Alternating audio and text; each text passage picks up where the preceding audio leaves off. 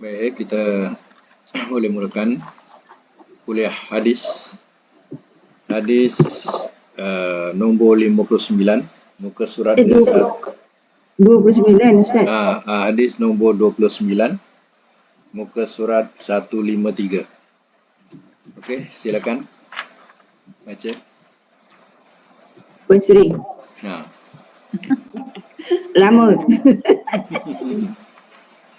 Wa an Abi Zaidin Usamah bin Zaid bin Harithah maula Rasulillah sallallahu alaihi wasallam wa hibbihi wa bni hibbihi radhiyallahu anhuma qala arsalat bintun Nabi sallallahu alaihi wasallam inna nabiyya qad tudira fashhadna wa arsala yuqwi ussalama wa yaqul inna lillahi ma akhadha wa lahu ma a'ta wa kullu shay'in 'indahu bi ajalin musamma فلتصبر ولتحتسب فأرسلت إليه تقسم عليه لا يأتينها فقام ومعه سعد بن عبادة ومعاذ بن جبل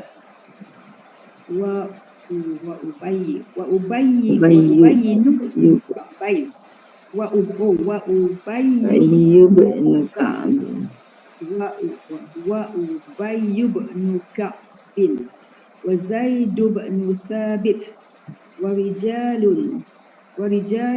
صلى الله عليه وسلم رضي الله عنه ورجال رضي الله عنه ورضي الله عنهم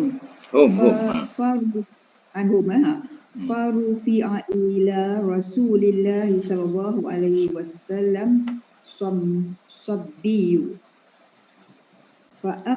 فأقعده في حجره ونفسه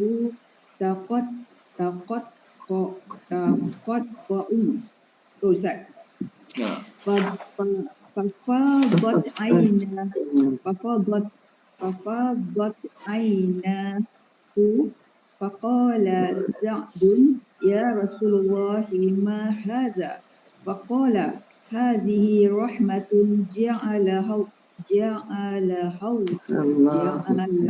الله تعالى في قلوب عباده وفي رواية في قلوب من شاء من عباده وإنما يرحم الله من عباده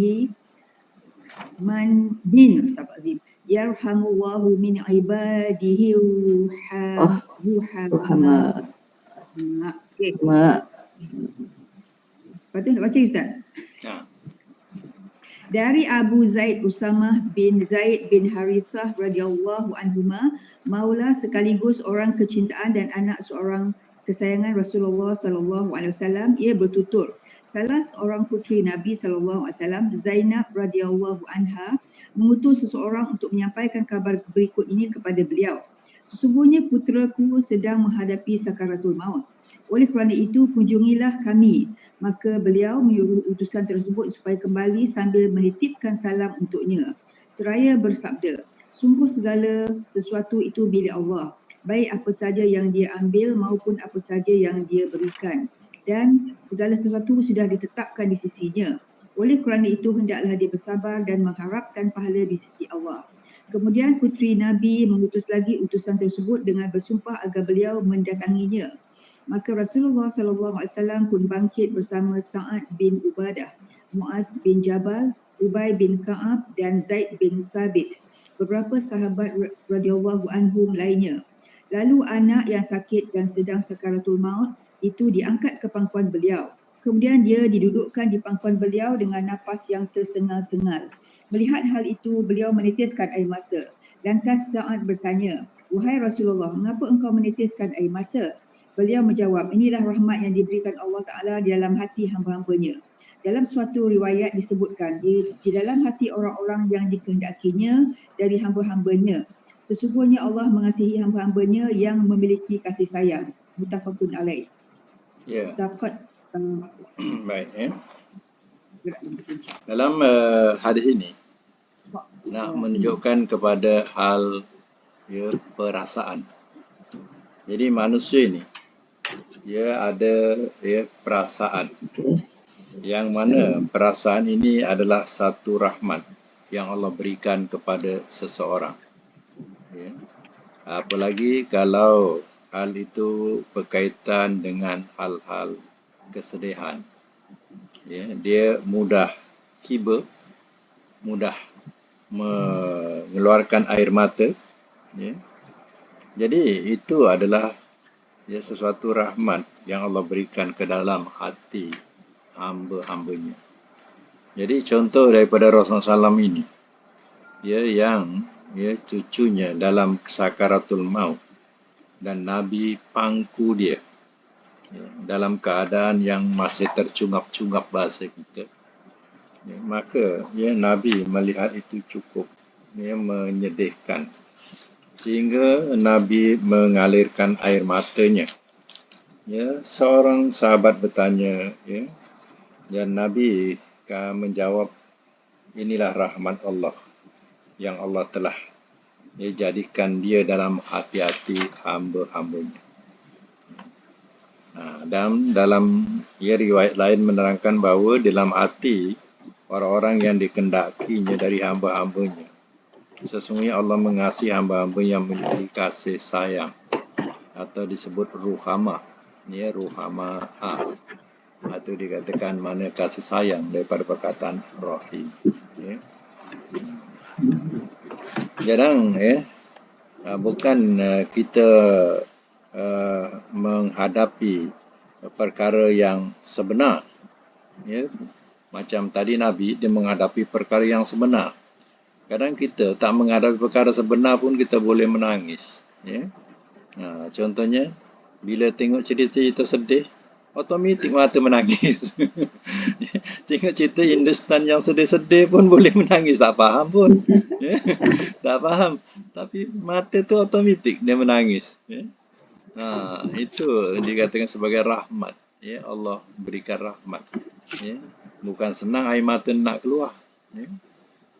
Tapi itulah, bila ada saat-saat macam itu yang menyentuh perasaan, dia otomatik, dia boleh keluar sendiri air mata itu. Inilah dikatakan rahmat. Ustaz, kita ni gembira pun kita menangis, sedih pun kita menangis. Menangis dalam kegembiraan, itu namanya. Menangis dalam kegembiraan dan menangis dalam kesedihan. Tapi itu dikatakan, dalam kegembiraan pun kadang sampai menangis juga. Itu perasaan kita. Begitu gembira sangat sampai menangis. Itu maknanya itu perasaan yang Allah berikan. Itu rahmat tu, bukan semua dapat. Kadang orang tak ada perasaan langsung. Tak ada rasa sedih, tak ada rasa kesian. Terkadang menganiaya orang, tak ada rasa kesian langsung, tak ada rasa perasaan sedih. Jadi tak tahulah manusia ni. Ini yang tak ada manusia yang tidak mendapat rahmat Tuhan. Macam itulah. Kadang kita tengok dalam kes-kes dalam peperangan dan sebagainya, kadang mereka menyeksa begitu kejam. Tak ada perasaan langsung. Tak ada perasaan kesian. Walaupun dia seorang ibu yang mengandung sekalipun, mereka perlakukan dengan kejam. Jadi tak ada rasa perasaan. Jadi hal macam ini tidak ada pada diri Nabi. Diri Nabi adalah manusia yang punya perasaan. Jadi kita kalau ada perasaan yang sedemikian seperti Nabi itu adalah satu rahmat yang Allah telah berikan kepada hamba-hambanya. Baik, hadis takut yang disebut takok qa'u, dia bab tafak lala. Wazan dia tafak lala. Ini maknanya bergerak, bergoncang. tersengal-sengal. Macam tu. Baik, kata asing. Boleh baca sebelah. Kata asing. Baitun Nabi. Bintu. Bintu Nabi. Bintun Nabi.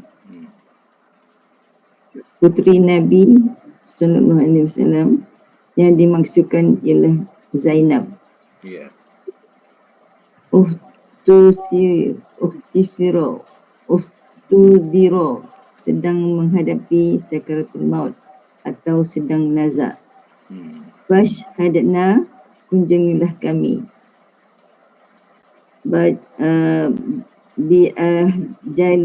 Biajalin musamma, sudah ditetapkan, yakni waktu yang diketahui dan ditentukan.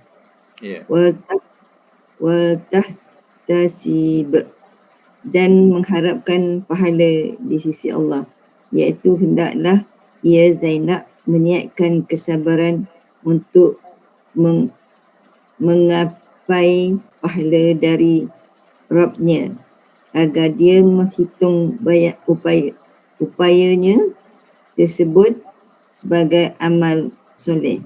Ya, kesabaran itu membawa kepada pahala. Ya, lagi. Fafadat aina menitiskan air mata. Sungguh air mata berlinang dari kedua mata Rasulullah Sallallahu Alaihi Wasallam. Ya, itulah dikatakan ya, satu perasaan kesedihan. Jadi mereka yang menghadapi saat-saat itu dalam menghadapi dengan sabar, maka ya, kesabaran itulah yang memperoleh pahala daripada sisi Allah. Kalau seandainya kita merungut, ya, kita menyangka buruk terhadap Allah, habislah pahala kita. Ya Allah, kenapalah kau ambil anak aku, tak ambil aku. Macam tu dia merungut. Ya, menyangka buruk terhadap Allah. Ya. Jadi hal macam ini ia akan menghapuskan pahala. Kandungan hadis, diperbolehkan mengundang orang-orang yang mempunyai kelebihan dan keutamaan untuk datang menjenguk orang yang sedang sakaratul maut, tidak lain untuk memperoleh keberkahan dan mendapatkan doa mereka. Dibolehkan pula bersumpah kepada mereka. Kedua, tidak mengapa berjalan menuju tempat takziah dan menjenguk orang sakit tanpa seizinnya. Berbeza dengan mendatangi walimah. Ya, baik ya. Nanti dulu. Jadi dalam hal yang berkaitan dengan pengajaran daripada hadis itu, maka kita dapat perolehi bahawa ya, kita boleh mengundang dalam keadaan orang yang sakaratul maut, ya, mengundang orang-orang yang ya, alim, yang lebih memahami atau yang berilmu. Sekurang-kurangnya ya, kita dapat doa daripada mereka datang ke tempat yang sedang sakaratul maut itu. Ya. Contoh macam hal terjadi pada cucu Zainab ini. Cucu pula anak Zainab. Yang kedua, ya, kita boleh menjenguk orang sakit tanpa kita diundang. Kita dengar, kita pergi tanpa diundang, ya, tidak ada salahnya. Dan yang salah itu kalau kita mendatangi walimah tanpa diundang. Itu yang salah. Kalau walimah, kita kalau tak diundang, kita tak wajib datang. Ya, tapi ya, dalam hal memberikan takziah atau menjenguk orang sakit, kita dengar saja khabar, kita boleh datang. Macam tu. Kalau dia punya adab. Lagi? Disunahkan. Disunahkan menasihati orang yang ditimpa musibah agar sentiasa tabah dan bersabar dalam menghadapi kematian, sehingga ketika kematian itu datang, dia sudah rela terhadap ketetapan Allah. Ya, maknanya ya, kita datang ini terutama dalam keadaan orang keluarga tu menghadapi ya sangat-sangat sakaratul maut ya contohnya. Jadi kita berjumpa dengan keluarga tadi, kita kena memberikan nasihat-nasihat yang supaya dia kuat semangat dan redha dengan takdir yang Allah telah tentukan. Jadi sekurang-kurangnya bila ya orang yang dikasihi itu pergi, ya terus pergi meninggalkannya, maka dia sudah mendapat satu kekuatan. Itu tujuannya macam itulah. Tujuan kita menziarah itu tujuannya itulah. Kita memberi kekuatan yang hidup. Ya, sebab kadang tak pernah melalui hal itu. Ya. Lagi, sayugiannya orang yang mengundang memberitahu apa yang dikehendakinya. Ya. Itu maknanya yang dikehendaki itu apa? Ya. Kalau sekali yang diundang, ya, kita tahu apa yang dikehendaki, suruh bawa itu, bawa ini, bolehlah kita bawakan. Itu maksudnya. Lagi? Diperbolehkan menyampaikan undangan berkali-kali atau memanggil seseorang beberapa kali. Itu dalam apa? Hal-hal yang berkaitan tadilah. Iaitu hal yang berkaitan dengan sakit. Ya. Lagi? Anjuran untuk mengasihi dan menyayangi sesama makhluk. Ya, walaupun si mati itu ya memang jahat orangnya, tapi kita ziarahi kerana kita nak menghubungkan silaturahim kepada kaum keluarganya. Yang jahat yang si mati, yang tinggal bukan jahat. Macam itulah. Lagi? Kasih sayang yang terjalin antara umat manusia menyebabkan datangnya rahmat dan kasih sayang Allah SWT kepada mereka. Ya, kalau kita mengasihi makhluk Allah, Allah mengasihi kita. Itulah jawapannya. Ya, lagi? Peringatan keras terhadap kebekuan hati dan kebekuan pandangan. Ya, itu memang tak patut. Ya. Kalau kita mempunyai hati yang beku, pandangan yang beku sama juga, ya, tidak ada perasaan, itu memang keras-keras dilarang. Ya. Lagi? Diwajibkan mendahulukan salam sebelum pembicaraan. Itu seeloknya, semanisnya Assalamualaikum. Ya, itu pemulaan. Lagi? Diwajibkan mendahulukan salam atas ucapan. Ya. Disunahkan menghibur orang yang tertimpa musibah dengan sesuatu yang dapat menghilangkan kesedihannya. Mana kita memberikan semangat-semangat yang dia boleh terhibur, kuat menghadapi saat itu. Apalagi yang dihadapi itu adalah benar-benar orang yang dikasihi, yang dicintai. Ya. Kalau anak kepada orang tuanya, kalau orang tuanya kepada anak-anak, ya. Kalau isteri kepada suami, suami kepada isteri. Jadi hal-hal yang demikian itu adalah hal-hal yang berkaitan dengan hal kasih sayang. Jadi bila hilang orang yang kita kasih itu sudah tentulah macam mana perasaan. Ya. Jadi sebab itu kedatangan kita itu sesuatu yang menghiburkan dia. Ya. Apalagi kita ziarahi dia, dia rasa terhibur. Lagi? Menjenguk orang sakit meski kepada orang yang tidak lebih utama atau kepada anak kecil sekalipun termasuklah akhlak yang terpuji. Oleh kerana itu, hendaklah orang-orang yang memiliki keutamaan tidak membezakan keutamaan diri mereka dengan manusia lainnya.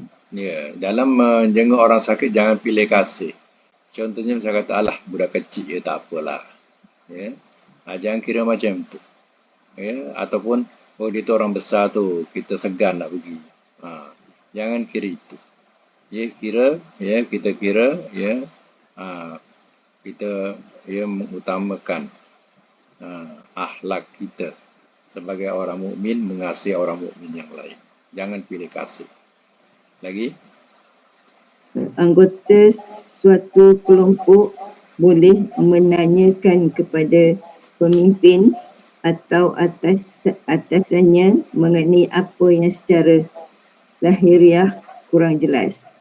Ya, itu berkaitan dengan Misal kata dengan kematian, apa yang perlu diuruskan dan sebagainya, kena tanyalah. Kadang dia panik.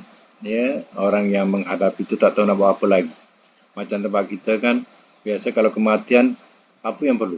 Ya, sudah tentu kita perlu melaporkan kepada polis, melaporkan ke mana yang kita nak kebumikan, bukan sewenang-wenang. Ya, mati je kita uruskan terus tanam. Kena korek balik lah jawabnya. Kan? Jawabnya kena korek balik lah jawabnya. Kita tak melaporkan kepada pihak yang berwajib. Lagi? Mendahulukan etika yang baik sebelum mengajukan pertanyaan, seperti yang tampak dalam ungkapan Sa'ad bin Ubadah berikut. Wahai Rasulullah, mengapa engkau menitiskan air mata? Ya, jadi tak ada salahnya lah. Ya, kalau kita kenapa lah nangis? Kenapa nangis sangat ni? Macam itulah kita nasihatkan. Ya, kenapa nangis sangat ni? Ya, jadi sekurang-kurangnya kita boleh tanyakan, tak ada salahnya. Macam Sa'ad bin Ubadah ditanya, wahai Rasulullah, mengapa engkau menitiskan air mata? Ya, jadi nak menunjukkan, itulah seorang pemimpin seperti Rasul pun ada perasaan sedih. Ya, jangan kata bahawa Rasul bila menghadapi saat-saat itu tergelak-gelak, tak ada. Ya. Baik, hadis 30. Wah, Allah, panjang betul hadis 30 ni. Panjang. Panjang ni. Sampai muka surat 159. Okey, kita baca sikit-sikit makna dia. Ini sebenarnya ada satu cerita ni dalam kisah panjang ni. Okey, kita baca makna. Dari Syuaib radhiyallahu anhu bahawa Rasulullah sallallahu alaihi wasallam bersabda, dahulu kala ada seorang raja dari kalangan orang-orang sebelum kalian yang mempunyai seorang ahli sihir. Ketika ahli sihir ini sudah lanjut usia, dia berkata kepada sang raja, sesungguhnya aku sudah lanjut usia. Oleh kerana itu, kirimkanlah seorang pemuda kepadaku agar aku bisa mengajarkan kepadanya ilmu sihir. Baik nanti sikit-sikit kita olah supaya kita faham. Mana Rasul ni bercerita. Ya, Rasul bercerita.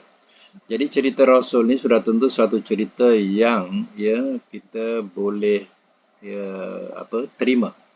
Sebab itu adalah cerita Rasul. Ya.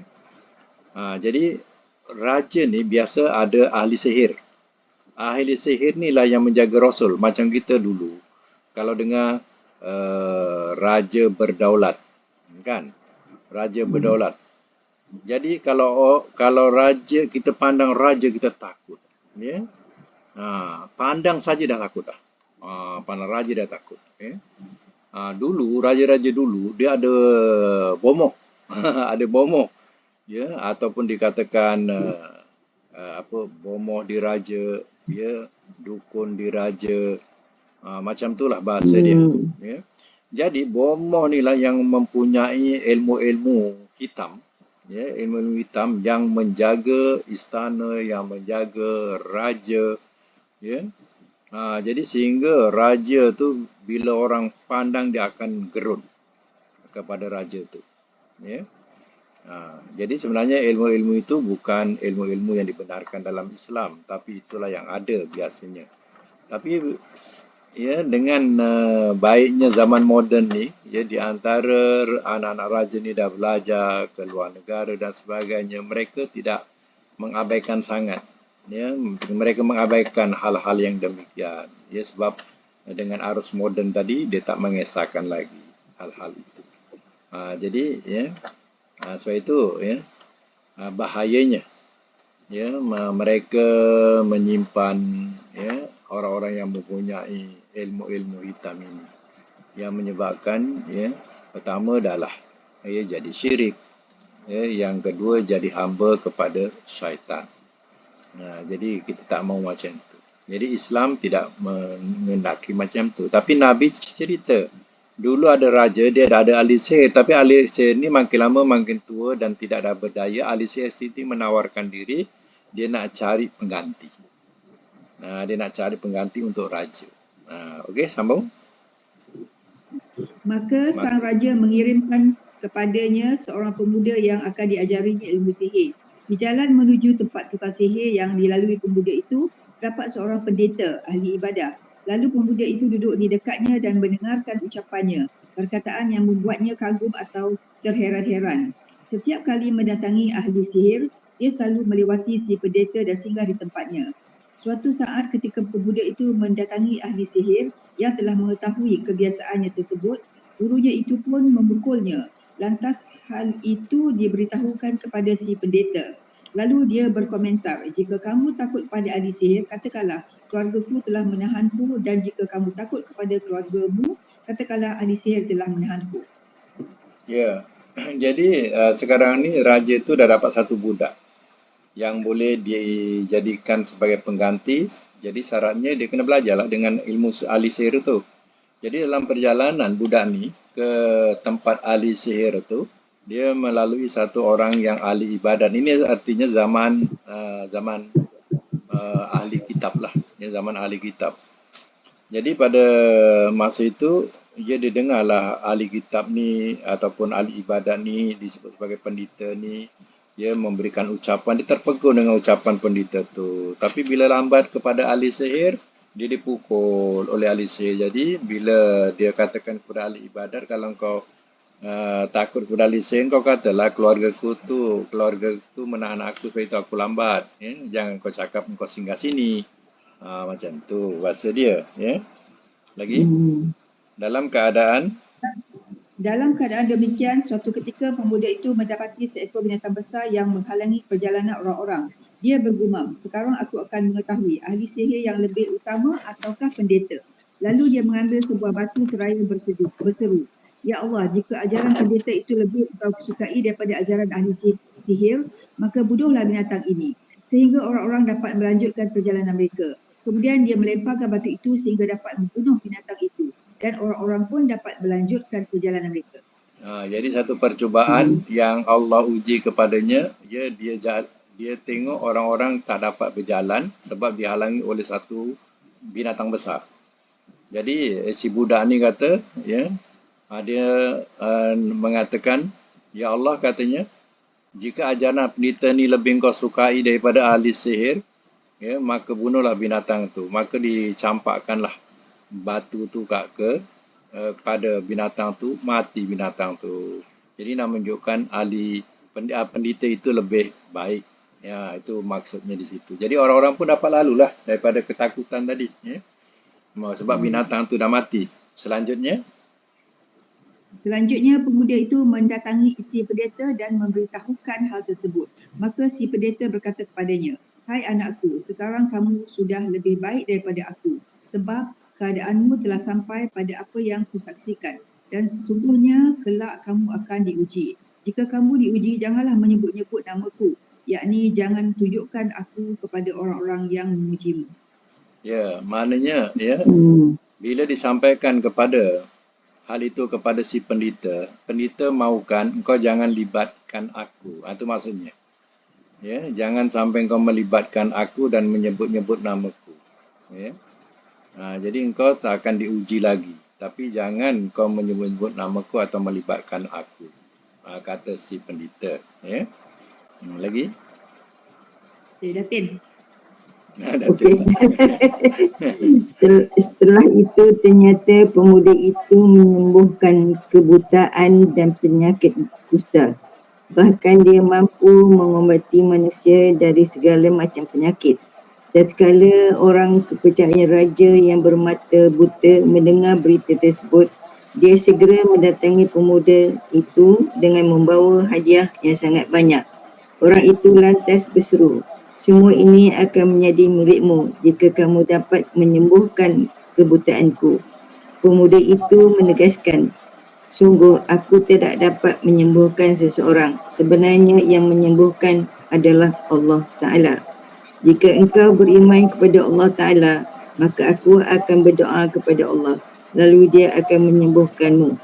Kemudian dia beriman kepada Allah Ta'ala dan Allah pun menyembuhkan matanya. Jadi kelebihan daripada budak ini, ya, dia seolah-olah macam seperti zaman lepas Nabi Isa AS. Jadi dia boleh menyembuhkan penyakit kusta, boleh mengobati orang yang buta, ya, dan penyakit lain. Jadi sehingga dikagumi. Dan ada orang yang kepercayaan raja ni memang buta. Ya, kalau dia boleh sembuhkan daripada butanya, ya, dia akan bagi hadiah. Jadi ya, ingatkan pemuda ni yang boleh mengubati, sebenarnya tidak. Ya, sebenarnya dia sandarkan pada Allah. Yang menyembuhkan Allah, bukan aku. Ya, syaratnya kau beriman. Ya, betul dia beriman dan sembuh matanya. Ya, yang buta tadi. Lagi selanjutnya. Selanjutnya orang kepercayaan raja itu mendatangi sang raja dan duduk bersamanya seperti biasa. Lalu sang raja bertanya kepadanya, siapa yang mengembalikan pandanganmu?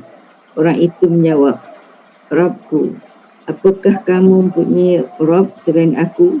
Cuba Tanya kita sang sebut Rabb, kita tukar Tuhan biar jelas sikit. Ya. Okey. Apakah kamu mempunyai Tuhan? Apakah kamu mempunyai Tuhan selain aku? Tanya sang raja. Tuhanku dan Tuhanmu adalah Allah. Sahutnya. Mendengar pertanyaan demikian, sang raja langsung menghukumnya dan terus menyiksanya hingga dia pun memberitahukan identitas pemuda itu. Jadi orang kepercayaan raja ni, dia kata ada Tuhan. Sedangkan si raja ni, dia tak percaya adanya Tuhan selain dia. Ya, lalu orang yang buta ni, yang kepercayaan raja ni diseksa, dihukum. Sehinggalah dia memberitahu ya, siapa yang menyembuhkannya. Maka ya, terbongkarlah identiti pemuda itu. Ya. Kemudian sang raja meminta agar pemuda itu didatangkan. Setelah menghadap sang raja berkata kepadanya, hai anakku, sihirmu luar biasa hebat sampai dapat menyembuhkan kebutaan dan penyakit kusta. Aku dengar kamu juga telah melakukan ini dan itu. Maka pemuda itu menegaskan, sungguh aku tidak dapat menyembuhkan seseorang sebenarnya. Yang menyembuhkan adalah Allah Ta'ala. Kerana pernyataan demikian, pemuda itu pun dihukum dan terus diseksa hingga dia memberitahu identitas si pendeta. Okey, jadi si budak ini yang jadi harapan raja ini, yang kata sebagai pengganti ahli sihir, dia ingatkan sihirnya hebat. Sihirmu cukup hebat betul sampai boleh menyembuhkan orang kusta, orang sakit lain, orang buta, ya. Jadi pemuda ini cakap terang, ya, yang menyembuhkan bukan aku, yang menyembuhkan ialah Allah. Maka dia pun diseksa, ya, sehingga dia membongkarkan siapa yang mengajarmu adanya Tuhan. Lalu terbongkarlah si pendeta. Padahal si pendeta tu dah bagi tahu, ya, jangan libatkan aku, kan? Tapi kerana seksaan tu tak tahan, akhirnya ya dibukakan juga rahsia. Ya. Lalu sang raja meminta supaya pendeta itu dihadirkan dan kepadanya diserukan, kembalilah kepada agamamu yang semula. Namun dia menolak sehingga sang raja meminta diambilkan gergaji. Gergaji itu pun diletakkan di atas kepalanya hingga membelah tubuhnya. Yang kedua belahan tubuhnya pun terjatuh. Ya, jadi nampaknya nasib si pendeta tadi, ya, dengan mempertahankan agamanya, dia tidak mau masuk agama si raja itu, agama kafir, ya, agama musyrikin. Dia tak nak masuk. Ya.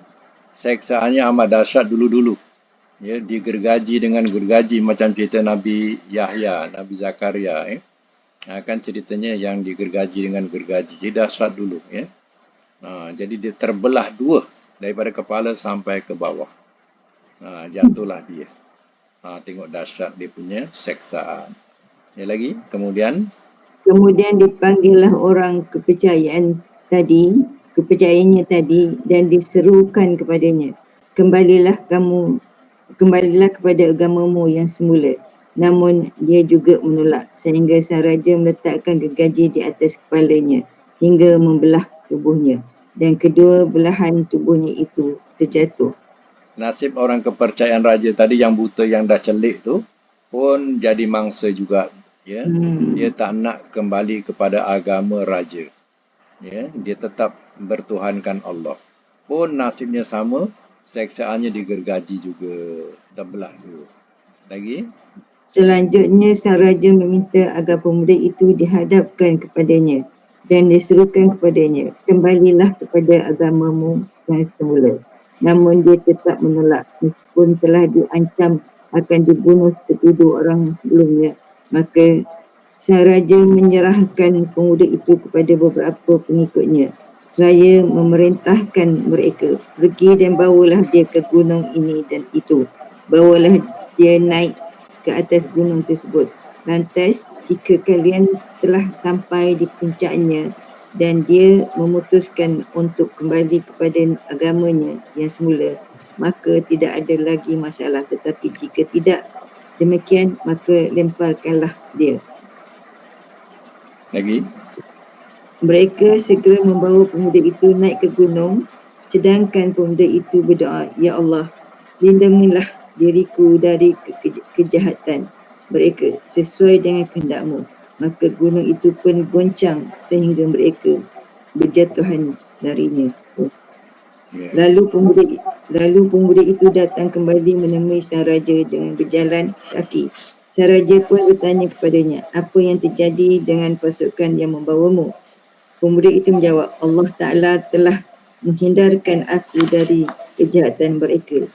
Jadi, ya, rombongan yang bawa dia ke gunung, ya, akhirnya semuanya mereka yang jatuh daripada gunung itu. Ya, dengan kegoncangan gunung tadi, ya, mereka semua jatuh bergelimpangan ke bawah. Ya, sedangkan pemuda ini selamat dan tidak kembali kepada agama moyang mereka yang sesat. Lagi? Kemudian Pemuda itu diserahkan oleh sang raja kepada pasukan lain. Seraya diperintahkan kepada mereka, pergilah kalian dan bawalah anak ini dengan perahu ke tengah-tengah laut.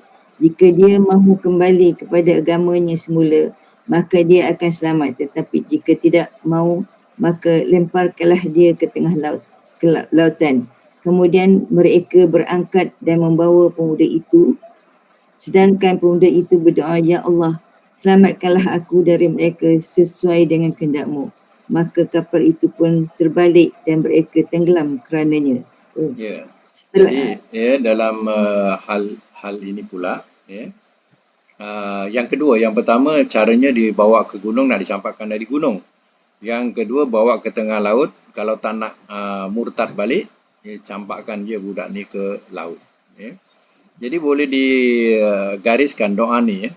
Doa yang pemuda ni cakap, Ya Allah, selamatkanlah aku dari mereka sesuai dengan kehendak-Mu. Gariskan tu, ya. Ini, ya, bila kita teraniaya demikian, ya, bacalah doa pemuda ini. Ya. Macam mana Allah mustajabkan doa ini. Ya.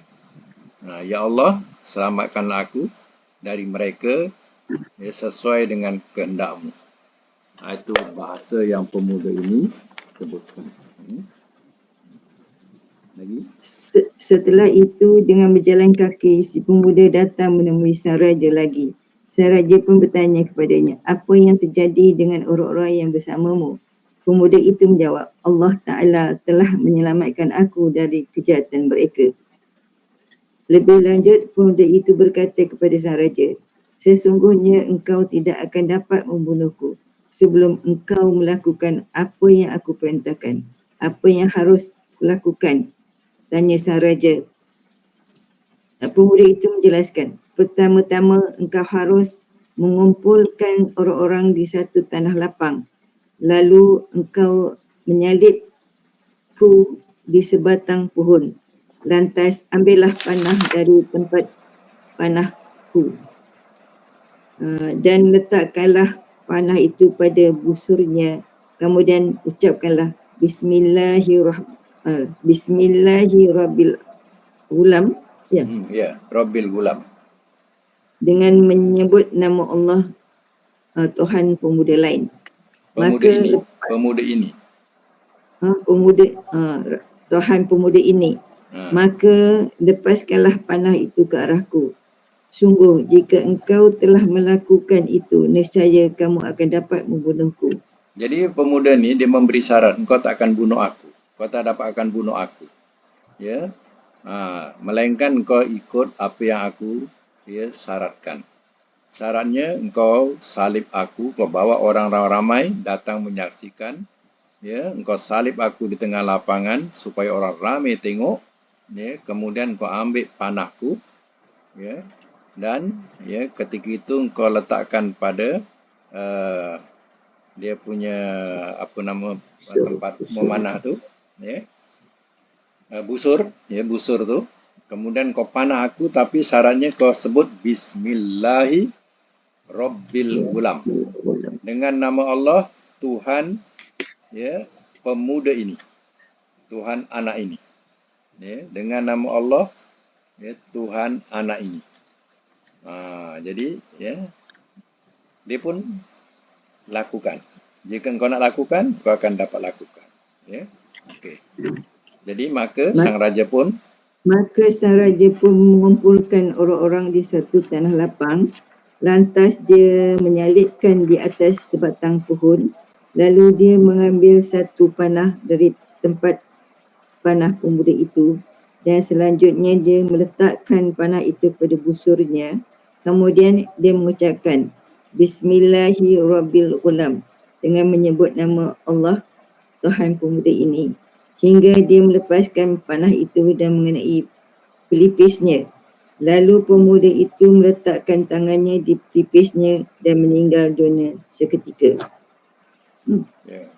Pada saat itulah orang-orang berseru, kami beriman kepada Tuhan pemuda ini.